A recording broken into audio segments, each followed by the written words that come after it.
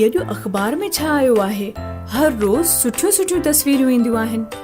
अॼु त कुझु सम्झ में ई नथो अचे। अस्सलाम वालेकुम मम्मी।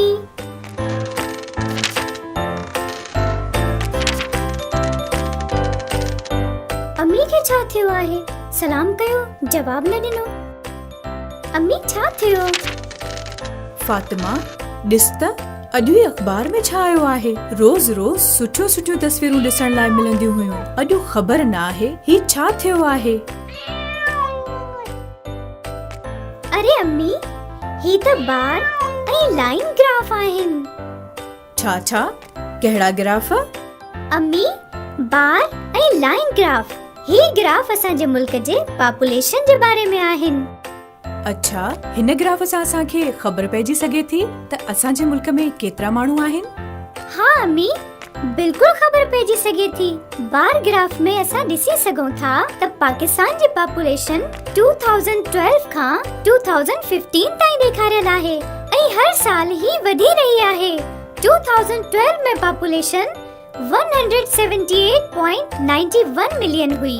2013 में 182.53 मिलियन। अहिड़ी तरह 2014 में 186.19 मिलियन आहे।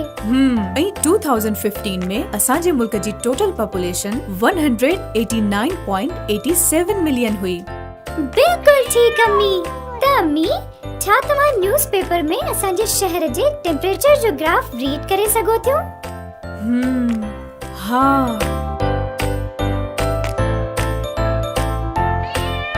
परेशान न थी, ही ॾिस।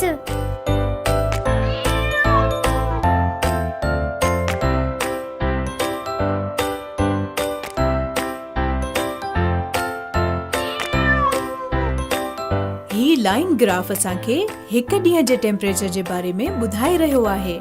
बिल्कुल सही। हिन ग्राफ जी मदद सां असां ॾिसी सघूं था काल्ह ॿिनि पहरनि जो 3 बजे सभ खां वधीक गर्मी थी, जेका 42 डिग्री हुई, जॾहिं त सभ खां घटि टेम्परेचर सुबुह 5 वॻे हुयो, जेको 35 डिग्री सेंटीग्रेड हुयो। ज़बरदस्त अम्मी, तव्हां बिल्कुल सही ॿुधायो। मेहरबानी फातिमा, तो मूंखे तमामु सुठे तरीक़े सां बार ऐं लाइन ग्राफ खे पढ़णु सेखारियो।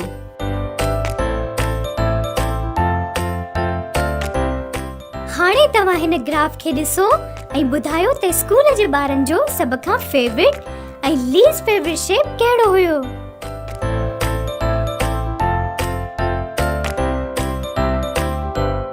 Favourite shape is circle and least favorite is rectangle.